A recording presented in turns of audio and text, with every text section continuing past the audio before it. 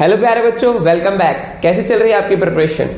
मुझे पता है कि आपके बोर्ड्स एग्जाम बहुत ही क्लोजर आ चुके हैं और आप सभी को डर भी लग रहा है। तो ऐसे और भैया मैं कहना चाहूंगा प्यारे बच्चों, डरो मत, एग्जाम्स बहुत अच्छे जाएंगे। आप लोग बस स्ट्रेस फ्री होके अच्छे से पढ़ाई करते रहो, दिन रात एक एक सेकंड वेस्ट मत करो, अच्छे से पढ़ाई करो और बाकी चीजें अपने आप सही जगह पे हो जाएंगी। ठीक है, तो टेंशन नहीं लेने का, स्माइल करते रहने का, और भगवान जी तो है ही साथ आप सभी के। ठीक है, सो लेट्स बिगिन।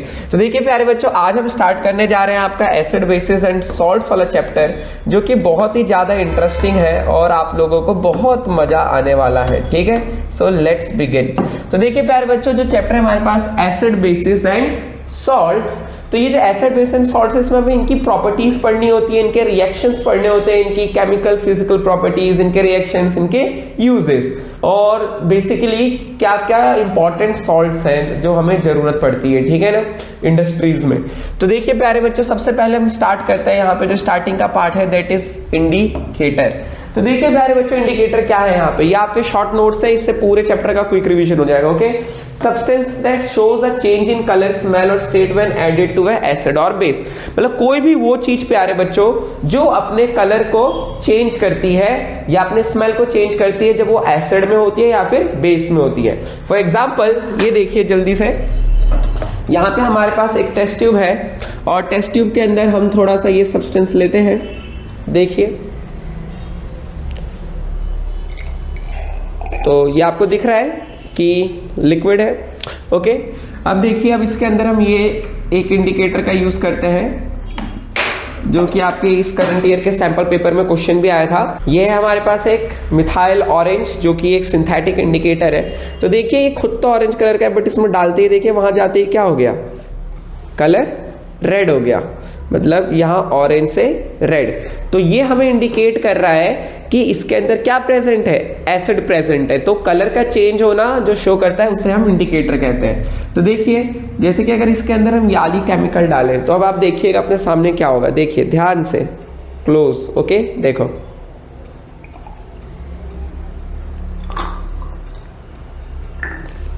इसका कलर अब क्या हो गया, नीचे से येलोइश टिंज आने लगा है। तो इसका कलर आप लोग अपने आंखों के सामने देख रहे हैं कि चेंज हो रहा है धीरे धीरे। ठीक है, ये देखिए, तो आप सब देख सकते हैं कि ये रेड से कैसे येलो हो गया।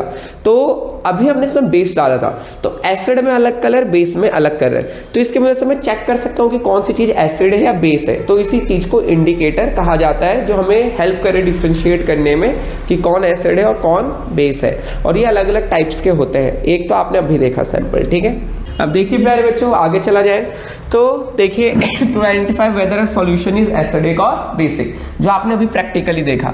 अब देखिए यहाँ पर टाइप्स ऑफ इंडिकेटर में देखिए प्यारे बच्चों, पहला नेचुरल। नेचुरल मतलब जो हमें नेचर से मिलते हैं, उन्हें हमें खुद से बनाना नहीं पड़ता है। तो वो है litmus, turmeric, China rose. Turmeric पता है ना, हल्दी। तो ये क्या है, changes colour naturally with pH. PH अभी हम जानने वाले हैं कि स्केल होता है जिसकी मदद से हम पता लगाते हैं कि कौन एसिड है कौन बेस है।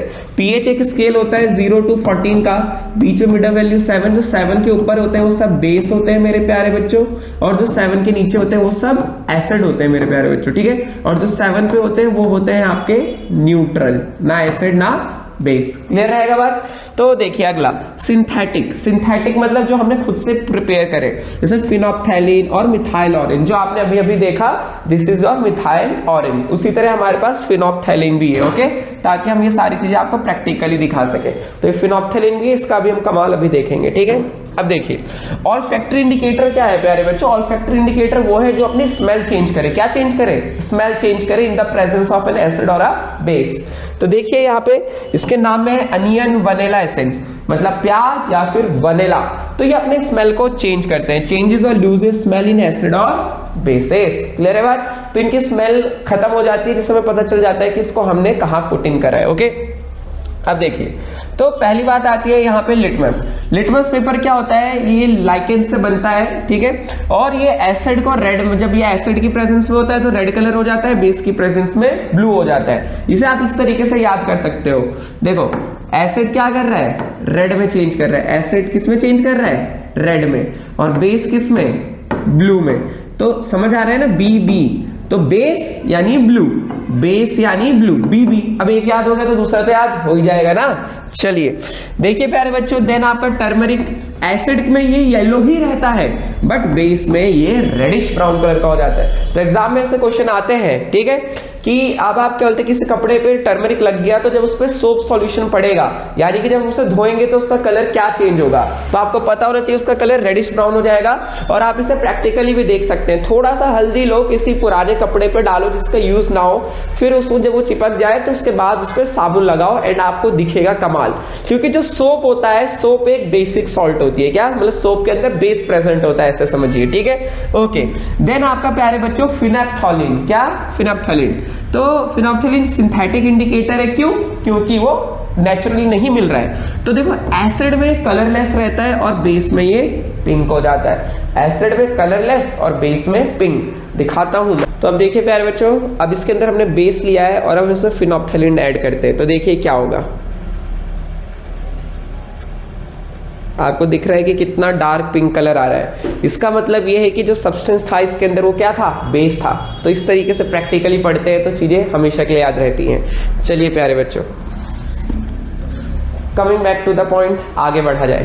तो आपने ये देख लिया कि फिनैप्थोलीन एसिड में कलरलेस रहता है और बेस में पिंक कलर का हो जाता है। मिथाइल ऑरेंज ये भी सिंथेटिक है, अभी हमने देखा, एसिड में रेड कलर का और बेस में येलो कलर का। ओके, याद हो गया ना, बढ़िया। ऑल्फैक्टरी इंडिकेटर देखिए, जो वनीला या अनियन होते हैं ये अपनी स्मेल को लूज कर देते हैं बेसिक सॉल्यूशन में। मतलब जैसे प्याज की एक स्मेल होती है उसकी, ठीक है ना, खुद की अपनी एक पर्टिकुलर, लेकिन जब हम उसे किसी बेस के साथ मिक्स कर दें तो उसकी स्मेल गायब हो जाएगी, तो हमें पता चल जाएगा कि वो सब्सटेंस बेस है। जबकि एसिड्स में इनकी स्मेल में कोई चेंज नहीं होता है। क्लियर है बात, बहुत बढ़िया। चलिए आगे चलते हैं।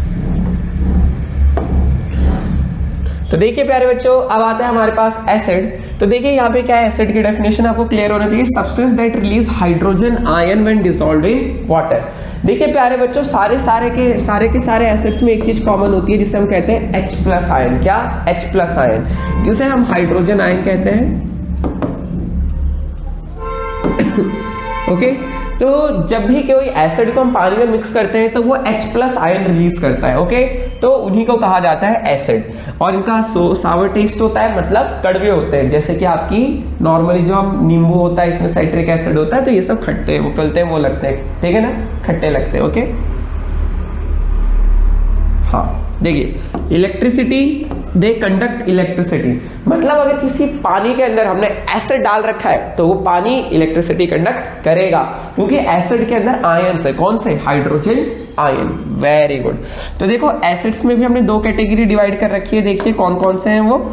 यहाँ पे हमारे पास जो पहली कैटेगरी है वो है ऑर्गेनिक एसिड। ऑर्गेनिक एसिड मतलब यहाँ पे जो एक तरीके से समझो जो नेचुरली मिल रहे हैं, ठीक है, जैसे साइट्रिक एसिड लेमन में, एसिटिक एसिड विनेगर में, लैक्टिक एसिड कर्ड में। क्लियर है बात। और ये कहाँ से मिल रहे हैं, प्लांट और एनिमल से, और ये वीक होते हैं और ये एडिबल भी होते हैं। एडिबल मतलब इन्हें आप खा सकते हैं, जैसे दही तो हम खाते ही हैं, सिट्रिक एसिड नींबू भी खाते हैं, विनेगर भी डलता है, तो इन्हें हम इजीली खा सकते हैं। देन इसके बाद हमारे पास प्यारे बच्चों है क्या है, मिनरल एसिड्स। मिनरल एसिड्स प्यारे बच्चों वो एसिड्स होते हैं जहां पर वो इतने स्ट्रॉन्ग होते हैं कि वो आपको डैमेज कर सके, अगर हमारी स्किन पे गिर जाए तो हमारी स्किन बर्न हो सकती है, ठीक है, जैसे कि hydrochloric acid HCl, sulphuric acid H2SO4 और नाइट्रिक एसिड HNO3। तो प्यारे बच्चों, और इनका क्या है, फ्रॉम मिनरल्स, मतलब इन्हें हम क्या बोलते हैं, जो रिसोर्सेज हैं, जो हमारे पास खदानें हैं, वहां से हम पर्टिकुलर चीजें निकालते हैं, प्रोसेस करते हैं, फिर एक एसिड्स को प्रिपेयर किया जाता है, जनरली स्ट्रॉन्ग एसिड्स। तो याद रखना, मिनरल एसिड्स स्ट्रॉन्ग होते हैं और डेंजरस होते हैं, ऑर्गेनिक एसिड्स प्रिटी सेफ होते हैं और नेचुरल होते हैं। चलिए अब आता है प्यारे बच्चों स्ट्रेंथ ऑफ एसिड। स्ट्रेंथ का मतलब वही है कि ताकत, कौन ज्यादा स्ट्रॉन्ग है कौन वीक है। तो देखिए स्ट्रॉन्ग एसिड जैसे HCl, sulphuric acid HNO3, nitric acid जो आपने देखा, तो इनमें क्या होता है कि कंप्लीटली डिसोशिएट इनटू आयंस। जैसे देखो मान लो एग्जांपल लेते हैं, हमारे पास HCl है, तो जब HCl को वाटर में मिक्स करते हैं तो ये H+ और Cl- आयंस में ब्रेक हो जाता है। तो ऐसे समझ के चलो कि मेरे पे 1000 HCl है तो उसमें से 999 HCl लगभग पूरे के पूरे डिसॉल्व मतलब टूट जाते हैं, ठीक है। फुल डिसोसिएशन, डिसोसिएशन मतलब ब्रेक होना आयंस में, ठीक है। तो कंप्लीटली डिसोशिएट इनटू आयंस। जबकि जो वीक एसिड्स होते हैं प्यारे बच्चों, जैसे एसिटिक एसिड CH3COOH या फिर H2CO3 कार्बोनिक एसिड, ये पार्शियली डिसोशिएट होते हैं। मतलब अगर मेरे पे 1000 एथेनोइक एसिड है, जैसे कि एसिटिक एसिड को ही कहते हैं CH3COH, तो ये जब पानी में जाएंगे तो ये दो आयंस बना देंगे, acetate ion plus H plus ion. तो अगर ये मेरे पे 1000 है तो H प्लस बहुत कम होंगे, मान लेते हैं 200-300, मतलब 600-700 तो ब्रेकिंग ही वे। तो इसीलिए इनको वीक कहा जाता है। ऐसे समझो, जो एसिड जितना ज्यादा H प्लस डिसोशिएट कर पाएगा अपने मॉलिक्यूल में से, वो उतना ज्यादा स्ट्रॉन्गर होगा, ठीक है। चलिए, देन कम्स हमारे पास कंसंट्रेटेड या डाइल्यूट एसिड। तो देखिए प्यारे बच्चों, कंसंट्रेटेड एसिड वो होता है जहां पे लार्ज अमाउंट ऑफ एसिड और पानी कम अमाउंट में हो। मतलब कंसंट्रेटेड मतलब भर भर के। एक बच्चा है जिसने बहुत पढ़ाई करी है और कुछ क्वेश्चंस नहीं आते, जिसमें बहुत एसिड है लेस वाटर, वो कंसंट्रेटेड। अगला है डाइल्यूट, जिसमें एसिड कम है पानी ज्यादा। एक ऐसा बच्चा जिसने पढ़ा बहुत कम है, नहीं पढ़ा बहुत ज्यादा है। तो सिंपल सी बात यह है, कंसंट्रेटेड एसिड और डाइल्यूट एसिड। क्लियर है बात? ठीक है, वेरी गुड। और याद रखना, एक वो प्रोसीजर आता है कि जब भी हम एसिड को डाइल्यूट करते हैं तो कैसे करते हैं, पानी में एसिड डालते हैं या एसिड में पानी। तो याद रखना, जब भी आप किसी एसिड को डाइल्यूट करोगे, मतलब उसमें वाटर की कंसंट्रेशन बढ़ानी है आपको, समझ रहे हो? डाइल्यूट मतलब जिसमें पानी ज्यादा। तो हम क्या करते हैं, एसिड को धीरे धीरे पानी के अंदर डालते हैं, क्योंकि एसिड और पानी का मिलना एक एक्सोथर्मिक रिएक्शन है जो बहुत हीट प्रोड्यूस करता है। तो अगर एसिड ज्यादा होगा, उसमें हम पानी डालेंगे तो पानी मतलब उछल जाएगा एक्सोथर्मिक्स और हमारे चेहरे पे गिर सकता है और बहुत डेंजरस हो सकता है, ठीक है, डेंजरस। तो इसलिए हम क्या करते हैं, पानी ज्यादा रखते हैं, उसमें थोड़ा थोड़ा एसिड डाल के स्टर करते रहते हैं, मिक्स करते रहते हैं, फिर थोड़ा सा डाल के स्टर करते हैं, ताकि जो हीट प्रोड्यूस हो वो वाटर एब्जॉर्ब कर ले और रिएक्शन चलता रहे, ठीक है, धीरे धीरे। तो याद रखना, always add acid to water, वो भी धीरे धीरे, वो भी स्टीरिंग के साथ। चलिए, अब आते हैं मेरे प्यारे बच्चों प्रॉपर्टीज ऑफ एसिड्स में, कि एसिड की क्या क्या प्रॉपर्टीज हैं।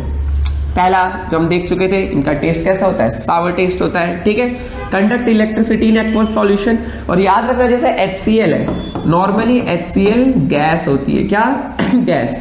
तो ये नॉर्मल HCl ऐसे गैस स्टेट में इलेक्ट्रिसिटी कंडक्ट नहीं करती है। जब हम HCl प्लस वाटर बनाते हैं, यानी कि उसका एक्वस सॉल्यूशन, एसिड का एक्वस सॉल्यूशन, तब जाके वो अपनी एसिड वाली प्रॉपर्टीज बिहेव करता है। देखो, मतलब HCl अपनी एसिड वाली प्रॉपर्टीज तब तक नहीं शो नहीं कर सकता जबकि वो H प्लस आयंस में ना टूटे, और वो तोड़ने में हेल्प कौन करता है, वाटर। वाटर में जब डिसॉल्व होते हैं तो डिसोशिएट होते हैं। तो अगर हम HCl गैस को चेक करेंगे कि वो एसिड है या बेस, तो हमें रिजल्ट नहीं मिलेगा। मतलब HCl गैस में आप लिटमस पेपर लेके जाओगे और देखोगे कि वो रेड है या ब्लू है, तो वो कलर ही नहीं चेंज करेगा। क्लियर है बात? लेकिन वहीं पे लिटमस पेपर को गीला करो पहले, फिर उसे डालो HCl गैस में, तो उसका कलर रेड हो जाएगा। क्योंकि जब HCl गैस लिटमस पेपर से टकराएगी, और लिटमस पेपर में तो गीला है, पानी है, तो वहां पे H प्लस आयन रिलीज होंगे और आपको एसिड का पता चलेगा, ठीक है। Turn blue litmus to red. अब आती है हम केमिकल प्रॉपर्टीज पे। किस पे प्यारे बच्चों, केमिकल प्रॉपर्टीज। तो ध्यान से देखिए, तो कमिंग बैक, देखिए प्यारे बच्चों, पहली प्रॉपर्टी आपके पास इस तरीके से है कि acid plus metal, salt plus hydrogen. ये लिखते भी रहना है, सिर्फ देखने का नहीं है, देखने के साथ लिखना भी है। मल्ला है, पढ़ाई करो, बहुत अच्छा जाएगा सब, ठीक है। तो acid plus metal, salt plus hydrogen gas. तो एग्जांपल के तौर पे जैसे HCl प्लस जिंक, HCl हमारा एसिड हो गया, मेटल क्या हो गया, जिंक। तो उससे जो सॉल्ट बन रहा है वो है जिंक क्लोराइड और हाइड्रोजन गैस।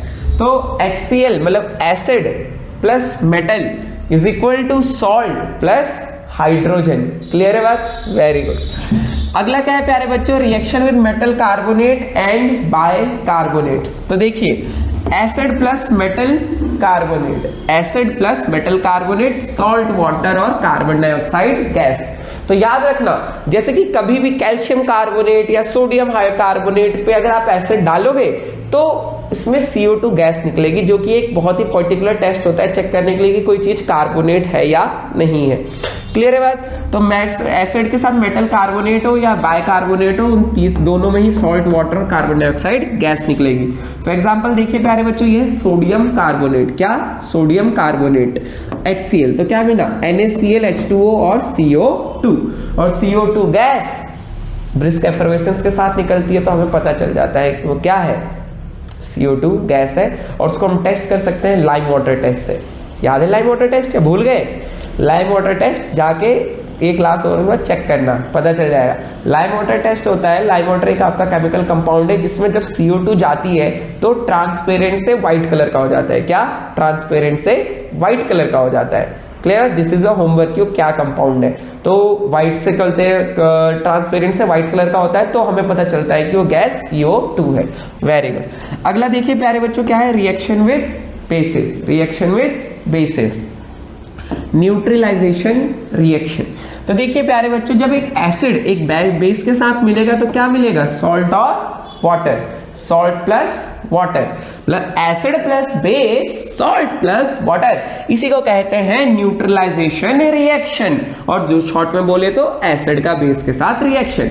तो देखिए HCl हमारा एक स्ट्रॉन्ग एसिड, NaOH हमारा एक स्ट्रॉन्ग बेस, तो दोनों के मिलने पे क्या बन गया, NaCl plus H2O। NaCl plus H2O। Clear है बात? ये हमारे पास है सॉल्ट प्लस वाटर। कोई डाउट किसी को? कुछ हो तो पूछ लो, शर्माने का नहीं है। अगला देखिए प्यारे बच्चों, हमारे पास क्या है, न्यूट्रलाइजेशन रिएक्शन। जो अभी हमने देखा सेम ही बात है कि reaction between acid and base to form salt and water is called neutralisation reaction. Clear बात? जैसे सल्फ्यूरिक एसिड NaOH से क्या मिला, सोडियम सल्फेट और वाटर। एक्चुअली हो क्या रहा है अगर मैं आपको एक्सप्लेन करना चाहूँ तो देखो क्या हो रहा है, HCl है जो ये ब्रेक होता है तो ये H प्लस और Cl माइनस में बन जाता है, H प्लस Cl माइनस में टूट जाता है। NaOH भी डिसोशिएट होके Na प्लस और OH माइनस में टूट जाता है। तो होता क्या है, देखो ये जो H प्लस है वो इस OH के साथ कंबाइन हो जाता है तो क्या बना देते हैं, HOH वाटर, और Na के साथ ये Cl कंबाइन हो गया, ये क्या बना दिया, NaCl। तो इस तरीके से हो रहा है। आपको बिहाइंड द सीन्स पता होने चाहिए। इससे तो क्यूरियोसिटी फ्लो में सिर्फ रटाया नहीं जाता है, क्यूरियोसिटी फ्लो में बहुत अच्छे से समझाया जाता है और एक्सपेरिमेंट कराए जाते हैं ताकि बच्चे बहुत अच्छे से पढ़ाई करें। और आपका भी समय आ गया है बच्चों पढ़ने का। अभी आपके एग्जाम्स हैं, या फिर जो बच्चे बाद में देखेंगे कि अभी आपके एग्जाम्स नहीं है, बट मैं ये बताना चाहूँगा कि hard work always supports you, put in your effort. Okay, मन लगा के पढ़ाई करो। देखिए नेक्स्ट क्या है प्यारे बच्चों, हमारे पास न्यूट्रलाइजेशन रिएक्शन जो हमने देख लिया। यहाँ पे HCl NaOH का था, यहाँ पे सल्फ्यूरिक एसिड और NaOH का है। तो यहाँ पे भी ये सॉल्ट है और ये हमारा वाटर है। क्लियर है बात? Very good. चलिए अब देखिए ये रिएक्शन एक एक्सोथर्मिक रिएक्शन है, यानी हीट निकलेगी। ओके, अब चलते हैं हमारे पास इंपॉर्टेंट पे, uses of acids in industry. Uses of acids in industry. तो देखिए प्यारे बच्चों, सल्फ्यूरिक एसिड का क्या है, फर्टिलाइजर बनाने में, बैटरी बनाने में और डिटर्जेंट बनाने में। ओके, देन देखिए उसके बाद क्या हमारे पास हाइड्रोक्लोरिक एसिड, इसका क्या क्या यूज है, क्लीनिंग मेटल्स, मेटल को साफ करने में, और PVC पॉलीविनाइल क्लोराइड जो प्लास्टिक की चीजें होती है उनमें बनाने में। ठीक है, नाइट्रिक एसिड HNO3 ये मेनली एक्सप्लोजिव्स बनाने के यूज होता है, मतलब जो बॉम्ब होते हैं जहां पे माइंस होती हैं वहां पे फोड़ा जाता है, TNT। ओके, देन हमारे पास है एसिटिक एसिड CH3COH, ये फूड को प्रिजर्व करने में काम आता है एज अ प्रिजर्वेटिव। ठीक है, जैसे विनेगर होता है, सिरका। क्लियर है बात? Very very good. तो हमारा एसिड पोर्शन यहाँ पे कंप्लीट हो चुका है। तो देखिए 20 मिनट्स के अंदर आप एसिड को पूरा समझ चुके हैं और एग्जाम्स में यहीं से आएगा। अब नेक्स्ट सेक्शन हम स्टार्ट करते हैं, दैट इज बेसिस। तो देखिए प्यारे बच्चों, बेसिस एंड एल्कलीज समझते हैं क्या है। देखो बेसिस क्या है, वो सब्सटेंस है जो हाइड्रोक्साइड आयन रिलीज करते हैं वाटर में। जैसे कि अगर मैं आपको बताना चाहूं, जैसे हमारे पास NaOH है, तो NaOH को जब हम वाटर में मिक्स करेंगे तो ये डिसोशिएट हो जाएगा सोडियम आयन और OH नेगेटिव आयन, यानी कि हाइड्रोक्साइड आयन। OH आयन को ही कहते हैं हाइड्रोक्साइड आयन। तो सारे के सारे बेसिस में क्या कॉमन होता है, OH। जैसे कि सारे के सारे एसिड्स में क्या कॉमन था, H प्लस हाइड्रोजन आयन, उसी तरह सारे बेसिस में क्या कॉमन होता है, OH negative ion, that is hydroxide ion. Very good. अब देखिए बेस क्या बोलते हैं, एल्कली का, ये दोनों सिमिलर, ये बहुत बेसिक डिफरेंस है। देखिए जो बेस पानी के अंदर मिक्स हो जाते हैं, जो बेस पानी के अंदर मिक्स हो जाते हैं उन्हीं को कहा जाता है alkali, basis that dissolve in water. Clear है बात? उनको एल्कली कहा जाता है क्योंकि बहुत सारे बेसिस होते हैं जो वाटर के साथ अच्छे से मिक्स नहीं होते, बट जैसे सोडियम हाइड्रोक्साइड है और पोटेशियम हाइड्रोक्साइड है, ये मिक्स हो जाते हैं। जैसे कि अगर मैं आपको दिखाना चाहूँ तो हमारे पास ये NaOH है, यहाँ पे इसके इस डब्बे के अंदर ये देखो NaOH यहाँ पे लिखा है, कॉस्टिक सोडा NaOH का ही दूसरा नाम होता है कॉस्टिक सोडा। तो इसके अंदर ये सॉलिड स्टेट में, बट अगर हम इसे पानी में मिक्स करें तो बहुत इजीली मिक्स हो जाएगा। Okay, very good. चलिए नेक्स्ट कम प्यारे बच्चों, properties of bases. Properties of bases, तो एज यू कैन सी यहाँ पे क्या है, bitter in taste, bitter in taste, कड़वे होते हैं। साबुन कभी मुंह में गया है पता चल जाएगा, साबुन भी बेस होता है। देन सोपी टू फील, मतलब जैसे हम टच करेंगे तो बहुत स्लिपरी फील होगा, सोपी। ठीक है, अगला क्या है, conduct electricity in aqueous solution, मतलब जो हमारे एक्वस सॉल्यूशन होते हैं उसमें ये इलेक्ट्रिसिटी को कंडक्ट करता है, क्योंकि इसके अंदर भी क्या है, आयंस तो है ही ना, OH negative ion. Ions conduct electricity in water, clear बात। जैसे कि मेटल्स में इलेक्ट्रॉन फ्लो होते हैं ना इलेक्ट्रिसिटी बनाने के लिए, वैसे ही इसके अंदर सॉल्ट सॉल्यूशंस के अंदर आयंस होते हैं कंडक्ट करने के लिए। तो एसिड भी इलेक्ट्रिसिटी कंडक्ट करता है और बेस भी इलेक्ट्रिसिटी कंडक्ट करता है प्यारे बच्चों। चलिए moving on to next page. अब देखिए हमारे पास क्या है, नेक्स्ट क्या है, turn red litmus to blue, turns red litmus to blue, क्योंकि जो बेसिस होते हैं आपके उनका भी मेन काम क्या है, रेड लिटमस को ब्लू में बदल देना। ओके, चलिए देखिए अब यहाँ पे हमारे पास स्ट्रेंथ ऑफ बेसिस, जैसे हमने एसिड में अभी देखा था उसी तरीके से बेस में भी होता है प्यारे बच्चों, स्ट्रॉन्ग और वीक। तो देखिए यहाँ पे स्ट्रॉन्ग बेसिस क्या है, NaOH और KOH, NaOH और KOH। ये क्या होता है, कंप्लीटली डिसोशिएट इनटू आयंस। जैसे बताया था कि अगर 1000 NaOH मॉलिक्यूल्स है तो 999 डिसोशिएट हो जाएंगे ज्यादा से ज्यादा। वहीं पर वीक बेसिस क्या है, जैसे अमोनियम हाइड्रोक्साइड NH4OH, ये पार्शियली डिसॉल्व होते हैं, डिसोशिएट होते हैं। माने कि मतलब 1000 मॉलिक्यूल्स है मेरे पास, किसके, अमोनियम हाइड्रोक्साइड के, और जब उसे पानी में मिक्स करेंगे तो लगभग बहुत ही कम, मतलब 300-400 से भी कम आयंस डिसोशिएट होंगे। क्लियर है बात, याद रहेगा। जिसमें ज्यादा डिसोसिएशन वो स्ट्रॉन्ग, जिसमें कम डिसोसिएशन वो वीक, चाहे वो एसिड हो चाहे वो बेस हो। Very good. चलिए अगला है strength of acidic and basic solutions in pH scale. तो देखिए थोड़ा सा पीएच स्केल के बारे में जानते हैं। देखिए प्यारे बच्चों, ये क्या होता है, ये H+ आयन की कंसेंट्रेशन को मेजर करता है। लिखिए pH scale is equal to, it measures the concentration of H+ ions, कि सॉल्यूशन में H+ आयंस कितने हैं। अब देखो बच्चों में उल्टा सेट हो जाता है, उन्हें लगता है कि H+ आयंस जितने ज्यादा होंगे पीएच उतना ज्यादा होगा। नहीं, यहाँ पे H+ आयन की कंसेंट्रेशन को डिनोट तो करता है, बट उसका नेगेटिव में, जिसका H+ आयन जितना ज्यादा होगा उसका पीएच उतना कम होगा।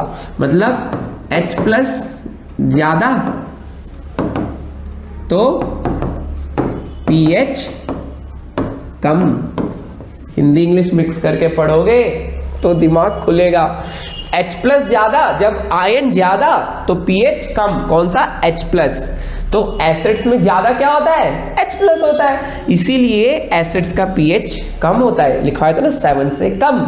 और बेसिस में OH होते हैं बट उनमें H+ आयन थोड़े बहुत प्रेजेंट होंगे तो कम होंगे, इसीलिए बेसिस का पीएच हाई होता है। क्लियर है बात। वैसा आपके सिलेबस में है नहीं, बट पीएच को इस तरीके से कहा जाता है, negative of logarithm of hydrogen ion concentration. ठीक है ना, पीएच मतलब पोटेंशियल ऑफ हाइड्रोजन, मतलब H+ आयन जितने ज्यादा होंगे पीएच उतना कम होगा, क्योंकि यहाँ पे नेगेटिव है। क्लियर है बात। चलो अब देखो 0 very acidic, 14 very basic. Okay, pH 7 माने न्यूट्रल, जैसे कि प्योर पानी, एकदम शीतल जल, बिस्लरी वाटर।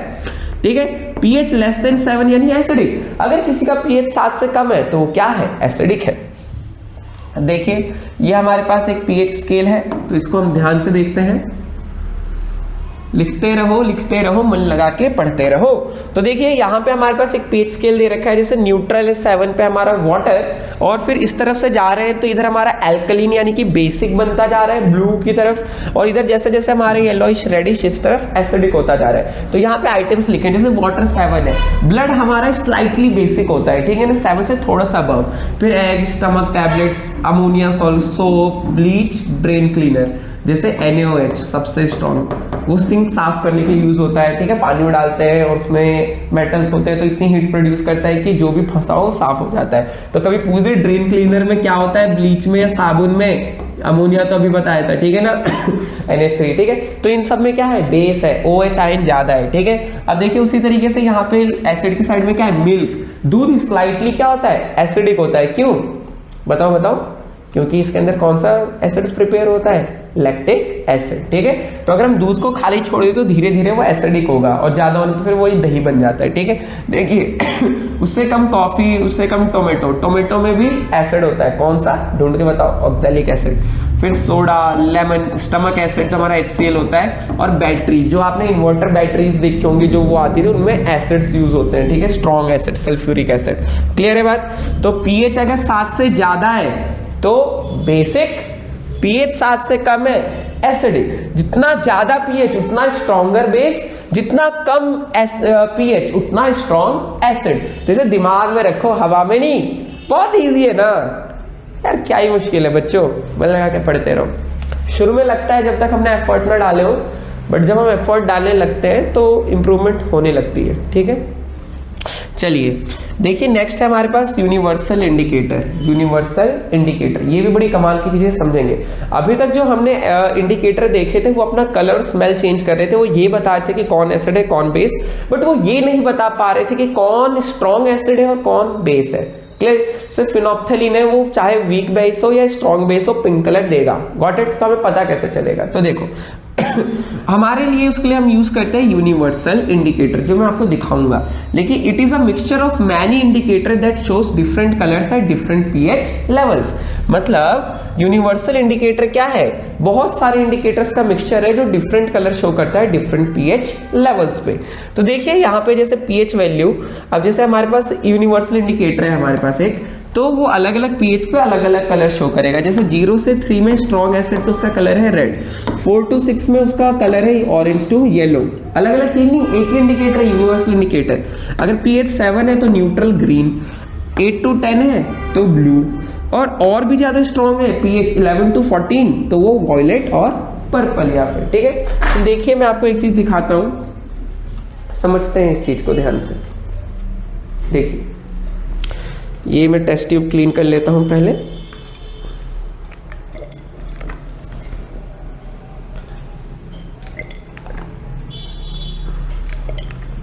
देखिए तो ये हमारे पास एक क्लियर टेस्ट ट्यूब है और इसके अंदर हम थोड़ा सा वाटर ऐड करते हैं। क्लियर है, दिस इज आवर वाटर। अब देखिए यहां में हमारे पास एक यूनिवर्सल इंडिकेटर है, this is the solution of universal indicator. आप लोगों को दिख रहा होगा यहाँ पे, देखिए, ठीक है, यूनिवर्सल इंडिकेटर। ओके चलिए now let's focus back to studies. हम इसको ओपन करते हैं। अब हमने इसको पुट इन करा, देखिए ध्यान से।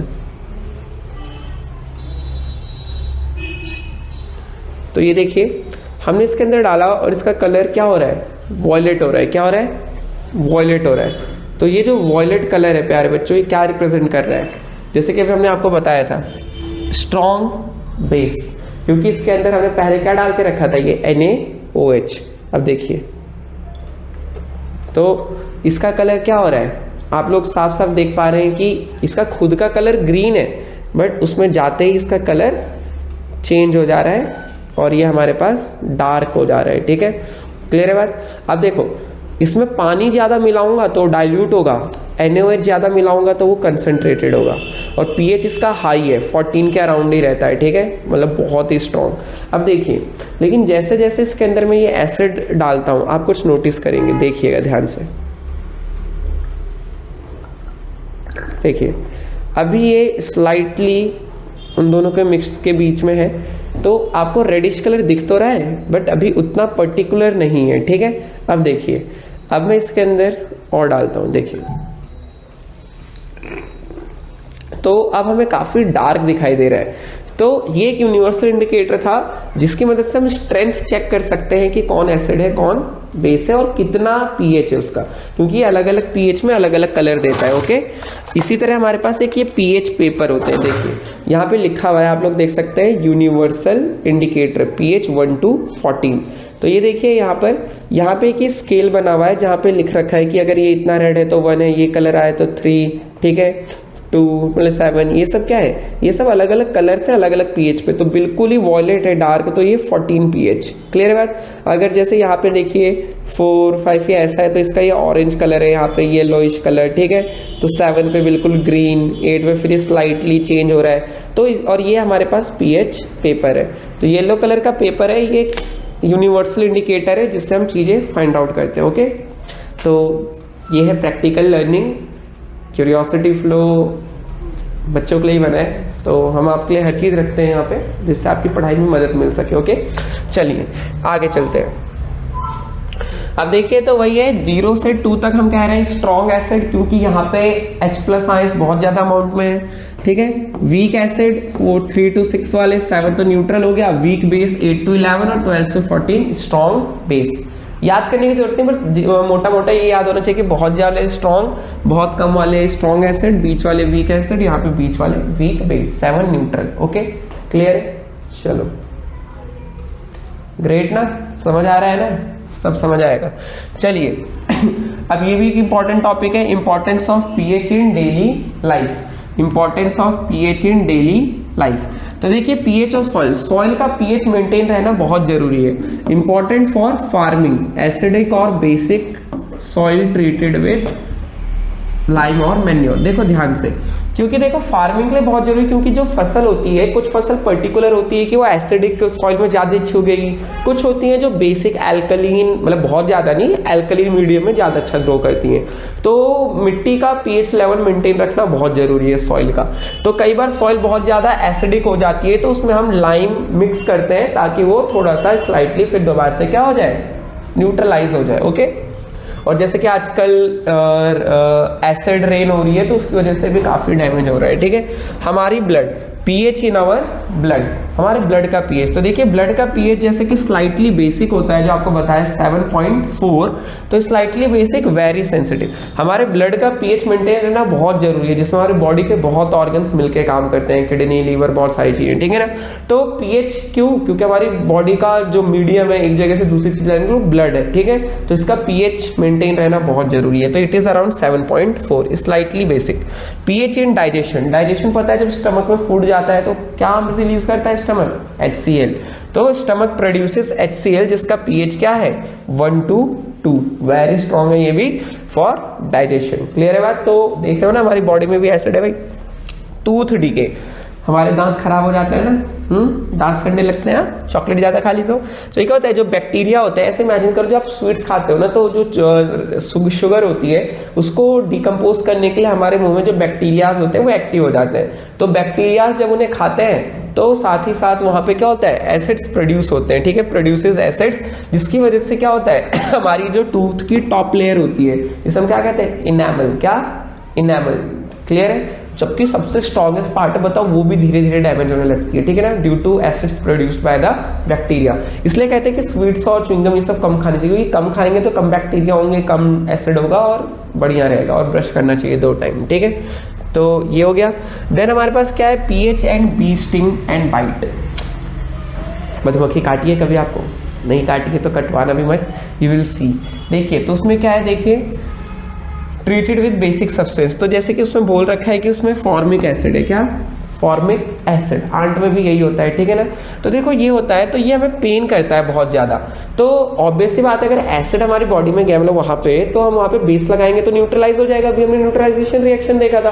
तो इसीलिए कहते हैं कि जब क्या बोलते हैं मधुमक्खी काटती है तो कई लोग वहां प्याज लगाते हैं, कई लोग लोहे से, चाकू से करते हैं। तो इनके पीछे अपने साइंटिफिक रीजंस है, क्योंकि जो लोहा होता है मेटल के साथ भी एसिड रिएक्ट करता है और उसको वो फिर वो ज्यादा अमाउंट में प्रेजेंट नहीं रहता, ठीक है। तो बहुत सारे लॉजिक है। तो बेसिकली उसको हम ट्रीट क्या किससे करेंगे, बेसिक सब्सटेंस से, यानी कि स्ट्रॉन्ग बेस डाल देंगे वहां पे, थोड़ा सा वीक बेस जैसे बेकिंग सोडा हो गया, ठीक है। तो ये सब भी डालेंगे तो हमारा काम हो जाएगा। चलिए अब आते हैं हमारे पास वेरी इंपॉर्टेंट टॉपिक इस चैप्टर का, एक तरीके से हम बोल सकते हैं सेकंड लास्ट टॉपिक, जो कि बहुत इंपॉर्टेंट है, दैट इज सॉल्ट। तो तो देखिए प्यारे बच्चों, अब हम इसकी स्टडी स्टार्ट करते हैं। तो देखिए सॉल्ट क्या है basically, ionic compound formed by neutralisation of acid and base. तो देखिए सॉल्ट क्या है, ionic compound formed by neutralisation of acid and base.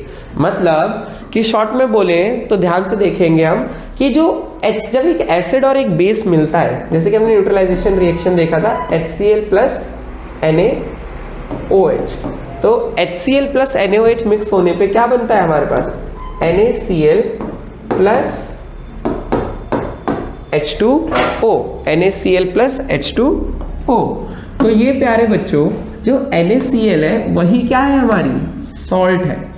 तो वही है कि ionic compound form by neutralisation of acid और बेस। जब एसिड और बेस न्यूट्रलाइज हुए तो उनसे सॉल्ट बनती है। क्लियर है। और कई लोग इस तरीके से भी डिफाइन करते हैं। देखो हुआ क्या, जैसे हमारे पास एसिड था तो एसिड में से हाइड्रोजन को रिमूव करके बेस में का मेटल आके यहाँ पे जुड़ गया।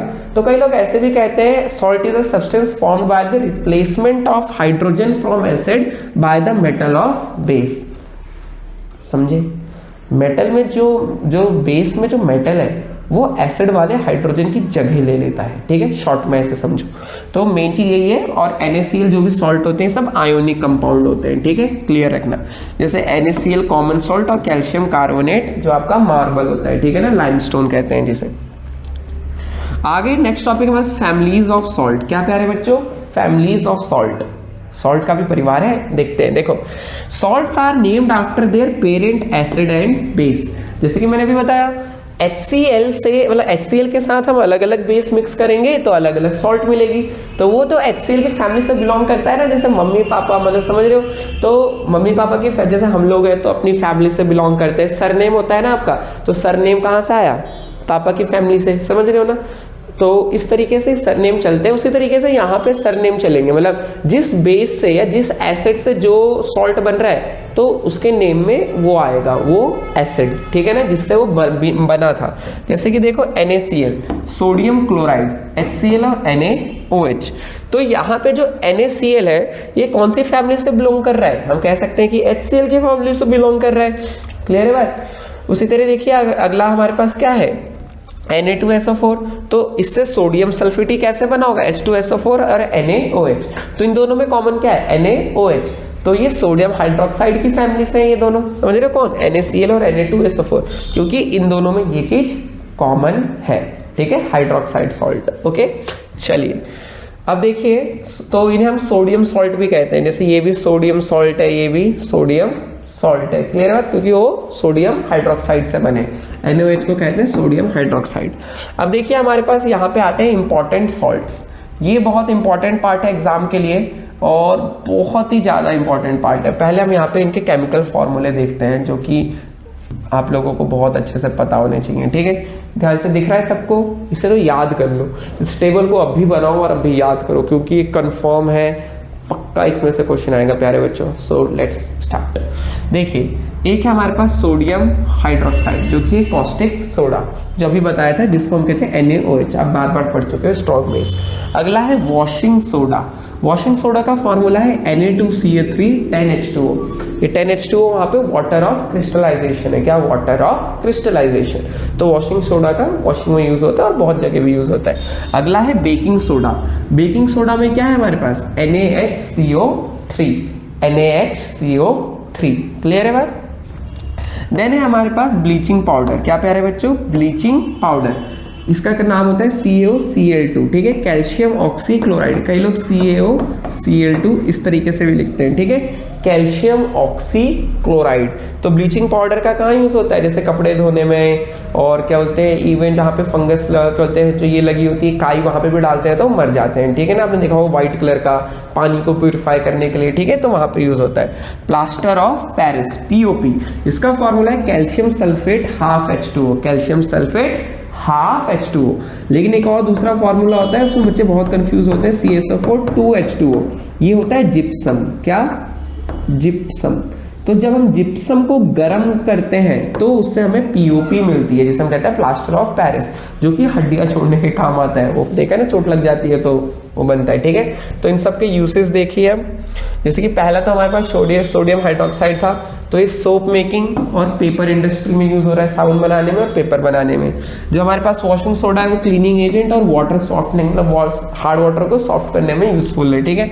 अगला है जो NaHCO3, ये बेकिंग में यूज होता है, मतलब जब NaHCO3 को आप ऐड करते हो तो यहाँ पे ये CO2 रिलीज करता है, ठीक है। जो केक फूल जाता है ना, पफीनेस आती है, वो किसकी वजह से आती है? CO2 गैस की वजह से, जो कि तब प्रोड्यूस होता है जब हम NaCO3 को हीट करते हैं, ठीक है। और दूसरा फायर एक्सटिंग्विशर। फायर एक्सटिंग्विशर माने सोडा बेस्ड फायर एक्सटिंग्विशर भी होते हैं, क्योंकि जब ये रिएक्ट करते हैं तो यहाँ से CO2 निकलती है, तो सोडा फायर एक्सटिंग्विशर में भी यूज होता है बेकिंग सोडा का। क्लियर है बात? NaHCO3 ऐसे एसिड के साथ रिएक्ट करेंगे, CO2 निकलेगा, ओके। अगला है bleaching powder, disinfecting water, water को डिसइंफेक्ट करने के लिए बैक्टीरिया से, और ब्लीचिंग क्लोथ्स के लिए, ठीक है, क्लोथ्स को वाइट करने के लिए। प्लास्टर ऑफ पेरिस में जैसा आपने देखा सेटिंग फ्रैक्चर्ड बोन्स और मोल्ड्स। मोल्ड्स मतलब जैसे हमें कोई पर्टिकुलर शेप बनानी हो, मूर्ति बनानी है, तो उसका मोल्ड बनाते हैं जिसमें हम भर के वो चीज बना देते हैं। जैसे आपने पीओपी देखा है ना, छत पे डिजाइन लगते हैं, ठीक है, तो आपने देखा होगा कि वो मोल्ड लाते हैं, उसमें वो पीओपी डालते हैं और फिर वो चिपका देते हैं ऐसे इस तरीके से, ठीक है, तो वहां पे यूज होता है। क्लियर है बात? कोई दिक्कत, कोई डाउट नहीं है? बहुत बढ़िया। और डाउट है तो कमेंट सेक्शन में पूछ लो प्यारे बच्चों, क्यूरियोसिटी फ्लो आपका है। चलिए, then coming next, water of crystallisation. इन सब की प्रिपरेशन बहुत इंपॉर्टेंट पढ़ना है, इन सब की आप प्रिपरेशन भी पढ़ेंगे, प्रिपरेशन बहुत आती है एग्जाम में। अभी तो हमने आपको फॉर्मूला नहीं बताया, इसकी प्रिपरेशन उसकी मैं एक अलग से वीडियो बना दूंगा, चाहिए तो मुझे जल्दी से जल्दी कमेंट करो, 10 से ज्यादा कमेंट आए तो I will make a video on that. चलिए, वाटर ऑफ क्रिस्टलाइजेशन, तो देखिए it is the fix number of water molecules present in one formula unit of a salt. ऐसे समझो कि एक सॉल्ट मॉलिक्यूल के साथ जितने वाटर जुड़े होते हैं वही वाटर ऑफ क्रिस्टलाइजेशन होते हैं, बट ये पर्टिकुलर डेफिनेशन आपको याद रखनी है। Fixed number of water molecules present in one formula unit of salt. Clear है बात? तो देखिए जैसे कि अभी हमने देखा वॉशिंग सोडा Na2CO3 10H2O, तो ये क्या है, इसमें वाटर ऑफ क्रिस्टलाइजेशन ये 10H2O है, ठीक है। क्लियर बात? तो इसलिए क्या कहा जाता है सोडियम कार्बोनेट डेकाहाइड्रेट। जैसे कॉपर सल्फेट है CuSO4 5H2O, copper sulphate pentahydrate CuSO4 5H2O। तो इसमें कितने वाटर ऑफ क्रिस्टलाइजेशन है? 5। कितने? 5, ये 5 है, ठीक है, इसलिए इसे कहा जाता है कॉपर सल्फेट पेंटाहाइड्रेट। उसी तरीके से हमारे पास एक होता है आयरन का फेरस सल्फेट FeSO4 7H2O, तो इसे कहते हैं फेरस सल्फेट हेप्टाहाइड्रेट, क्योंकि इसमें 7 वाटर ऑफ क्रिस्टलाइजेशन है। और वाटर ऑफ क्रिस्टलाइजेशन बहुत जरूरी है, क्योंकि सॉल्ट का कलर क्या होगा और उसकी फिजिकल स्टेट क्या होगी वो वाटर ऑफ क्रिस्टलाइजेशन डिपेंड करते हैं, ठीक है। जैसे कि वाटर, जैसे कॉपर सल्फेट है, तो कॉपर सल्फेट 5H2O का जो कलर होता है प्यारे बच्चों, ये हमारे पास यहाँ ब्लू होता है। क्या? ब्लू होता है। क्या? ब्लू। जैसे कि मैं आपको दिखाता हूँ, ये जो बॉटल है, इस बॉटल के अंदर ये वो हमारे पास कॉपर सल्फेट ही रखे हैं पेंटाहाइड्रेट, तो इसके अंदर जो क्रिस्टल्स हैं उन सबका कलर क्या है, ये देखिए। तो ये जो मेरे हाथ में है ये कितना बढ़िया डार्क ब्लू दिख रहा है, तो ये हमारे पास कॉपर सल्फेट का क्रिस्टल है। तो प्यारे बच्चों ये जो क्रिस्टल है, एज यू कैन सी, इसके अंदर 5 वाटर मॉलिक्यूल है, इसलिए ब्लू है। लेकिन जब हम इसको गर्म करते हैं, क्या? जब हम इसको गर्म करते हैं, तो ये भी ध्यान से देखिए, जैसे कि यहाँ पे CuSO4 दिख भी रहा है, नहीं दिख रहा होगा ना? यस, देखिए जैसे हमारे पास CuSO4 5H2O है, ठीक है। तो जब हम इसको हीट करते हैं तो होता क्या है, ये एग्जाम में आता है बहुत, and you should know. CuSO4 5H2O को आपने हीट करा तो जिससे मिलेगा आपके पास CuSO4 प्लस 5H2O, तो वाटर मॉलिक्यूल्स निकल जाते हैं, ठीक है, वाटर ऑफ क्रिस्टलाइजेशन निकल गया, जिसकी वजह से जो अभी CuSO4 बचा है ये आपका व्हाइट कलर का हो जाएगा। किसका? व्हाइट का। जबकि जो पहले था इसका कलर क्या था? ब्लू था। क्या था? ब्लू था। जैसे कि मैं यहाँ पे लिख देता हूँ, ब्लू से ही लिखते हैं ताकि क्लियर रहेगा आपको, ठीक है। तो ये ब्लू से क्या हो गया? व्हाइट हो गया, और ये क्रिस्टल की फॉर्म में था, ये थोड़ा पाउडरी फॉर्म में हो जाता है, ठीक है। लेकिन जब हम इसमें दोबारा से पानी ऐड करेंगे तो ये दोबारा से ब्लू कलर का हो जाएगा, ठीक है। क्लियर है बात? तो इसलिए एग्जाम में आता है कि अगर आपके पास एक टेस्ट ट्यूब है, जैसे कि ये देखो, जैसे कि हमारे पास एक टेस्ट ट्यूब है, टेस्ट ट्यूब के अंदर हमने एक कॉपर सल्फेट का क्रिस्टल डाला और हीट करा और इसे ढक्कन लगा दिया, तो क्या ऑब्जर्व होगा, यहाँ पे टेस्ट ट्यूब के ऊपर हमें भाप मतलब पानी की बूंदें दिखने लगी। क्यों? क्योंकि जो क्रिस्टल हीट हुआ, जो उसके अंदर से वाटर ऑफ क्रिस्टलाइजेशन रिमूव हुए, अब वो इस टेस्ट ट्यूब से चिपक जाएंगे तो वाटर हमें दिखाई देगा। क्लियर है बात?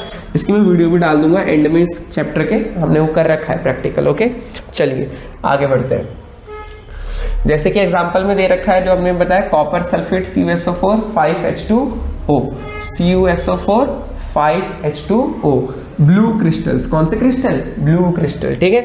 Washing soda Na2CO 10H2O। ठीक है। तो ये क्रिस्टलाइन पाउडर। ठीक है, क्लियर है बात? तो ये हमारे पास है वॉशिंग सोडा, इसमें से ये वाटर ऑफ क्रिस्टलाइजेशन है, ये यहाँ पे ये वाटर ऑफ क्रिस्टलाइजेशन है। क्लियर है बात? कोई डाउट नहीं? चलिए अब ये देखिए, action of heat on hydrated salt. Action of heat on hydrated salt, वही बताया, हाइड्रेटेड सॉल्ट वही है जिनके अंदर वाटर प्रेजेंट है, और जब हम उसको हीट करके वाटर को निकाल देते हैं तो उससे कहते हैं एनहाइड्रस। हाइड्रेटेड मतलब जिसमें पानी है, एनहाइड्रस मतलब जिसमें पानी हटाया जा चुका है। तो जो मैंने अभी बताया उनका कलर चेंज हो जाएगा। देखिए, heating hydrated salts drives away water of crystallisation. जब हम किसी सॉल्ट को हीट करते हैं तो उसके अंदर से वाटर ऑफ क्रिस्टलाइजेशन रिमूव हो जाता है, तो क्या बचता है? Leaves behind anhydrous salt. Leaves behind anhydrous salt. और ये एनहाइड्रस सॉल्ट क्या है मेरे प्यारे बच्चों? जिसमें से रिमूव हो चुका है। जैसे कि यहाँ पे देखिए, जैसे कॉपर सल्फेट है CuSO4 5H2O, इसको हीट करा तो क्या बन गया? CuSO4 और 5H2O। तो ये एनहाइड्रस सॉल्ट है। क्या? Anhydrous salt. और ये यहाँ पर क्या है? ये है हाइड्रेटेड सॉल्ट, क्योंकि इसके अंदर वाटर ऑफ मॉलिक्यूल है, यहाँ पे वाटर ऑफ मॉलिक्यूल हट चुका है। क्लियर है बात?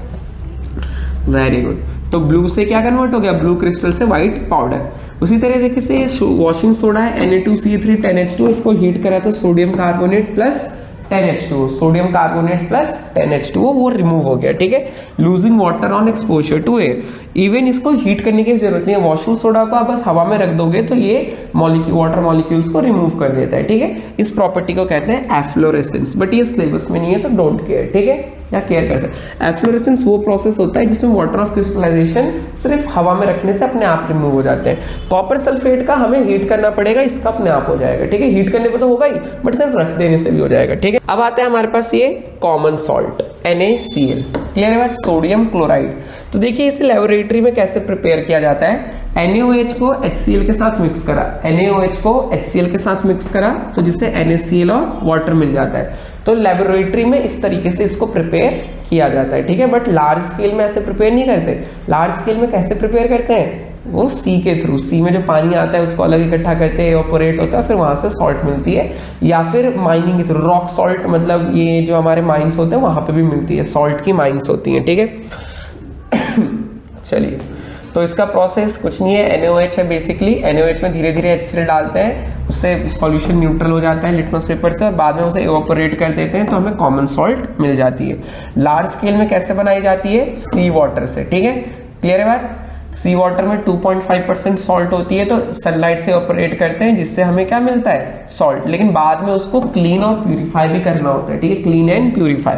क्लियर है बात? देन हमारे पास है रॉक सॉल्ट, जो भी हमने बताया कि माइनिंग से मिलती है, खदानों से। ठीक है ना, underground deposit called rock salt. और रॉक सॉल्ट क्या होती है? ये थोड़ी सी बिल्कुल व्हाइट नहीं होती, ये थोड़ा सा मिट्टी टाइप का कलर होता है। ठीक है ना, अलग अलग येलोइश थोड़ा सा टिंट। ठीक है, क्योंकि इसमें बहुत सारी इंप्योरिटीज प्रेजेंट होती हैं, जस्ट लाइक कोल। ये कहाँ मिलती है? खेवरा माइंस पाकिस्तान और राजस्थान इंडिया में। ठीक है, यूसेज ऑफ कॉमन सॉल्ट पता ही है आपको, प्रिजर्वेटिव, और सब्जी में तो रोज ही डलता है, सो वी नो दिस। ठीक है ना, अगला है हमारे पास in the preparation of chemicals. अलग अलग केमिकल बनाने में इसका यूज होता है। Sodium hydroxide NaOH by electrolysis. अभी हम देखेंगे कैसे हम ब्राइन सॉल्यूशन बनाएंगे। हम NaCl को लेके पानी में मिक्स करेंगे और कंसंट्रेटेड सॉल्यूशन बना के फिर हम उसको बिजली पास करते हैं, तो वहां से हमें NaOH मिलता है। ठीक है, क्लोरीन गैस बनाने के काम आती है, कॉमन सॉल्ट हाइड्रोजन गैस बनाने के, वॉशिंग सोडा और बेकिंग सोडा बनाने के। ठीक है, तो ये जो प्रोसेस है ये बहुत ज्यादा जरूरी है। क्लियर है बात? चलिए, तो देखिए फूड को प्रिजर्व करने में pickle, preserve using food, de icing roads, जहाँ पे बहुत ज्यादा बर्फ पड़ती है वहां से रोडों से हटाने के लिए, रोडों से हटाने के लिए, क्या, बर्फ। तो आप चेक करना, कभी आप आइस में उसमें नमक डालो तो आप देखोगे आइस जल्दी मेल्ट होने लगेगी, ठीक है। और अगला soap industry, used in manufacture of soap, used in manufacture of soap. Clear है बात? ओके प्यारे बच्चों, so this is for this video. अब इसकी नेक्स्ट वीडियो में हम प्रिपरेशन की बात करेंगे, जो हमने सॉल्ट्स लिखे थे इंपॉर्टेंट, उन इंपॉर्टेंट सॉल्ट्स की प्रिपरेशन। तो उसके लिए हम सेपरेट वीडियो बना रहे हैं ताकि आप लोगों को ये चीज इतना करके इसको अच्छे से क्लियर कर लो, फिर वो एक अलग पार्ट है और वो बहुत इंपॉर्टेंट है। तो आपको वीडियो अच्छी लगी हो तो प्लीज लाइक और सब्सक्राइब करिएगा और अपने दोस्तों के साथ शेयर कर दीजिएगा। और मैं आपका अमन भैया ऑलवेज रेडी हूँ आप लोगों की हेल्प के लिए। आपको कोई भी डाउट हो, कोई भी दिक्कत हो, कोई भी प्रॉब्लम हो, आप मुझे बता सकते हैं। और जो हमारे घर यहाँ इंस्टीट्यूट के आसपास रहते हैं वो आप क्यूरियोसिटी फ्लो को ज्वाइन कर सकते हैं। और जो दूर रहते हैं कोई बात नहीं, ऑनलाइन तो है ही ना, हम always available. So give your support, मन लगा के पढ़ाई करते रहो और भगवान जी का आशीर्वाद रहेगा। आप लोगों के सभी के बोर्ड्स बहुत अच्छे जाएंगे। जय श्री कृष्ण, राधे राधे।